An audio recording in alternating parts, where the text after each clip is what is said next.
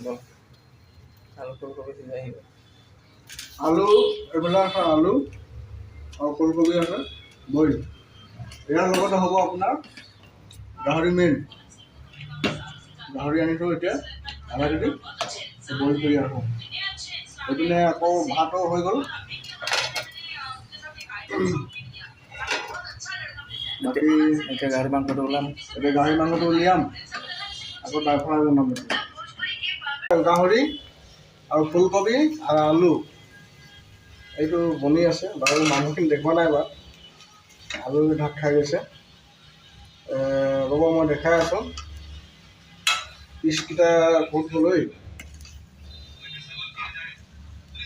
এইটো আহিলে এইকেইটা পিচ এইটো বেংগলৰ গাহৰি পিচটো চাই লওক আপোনালোকে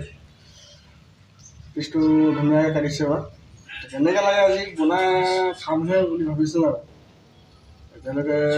পিচটো পোৱা নাই আজিয়ে প্ৰথমবাৰ খাম আৰু অসমৰ গাহৰি নিচিনা নহয় অসমৰ গাহৰি নিচিনা নহয় চাগে এনেকৈ শুনিছোঁ মানুহকেইটা কয় বাৰু তথাপিও আজি আনিলোঁ বাৰু আধা কেজি কিন্তু আজি বনাই চাইছোঁ ৰেচিপিটো কেনেকৈ লাগিব আৰু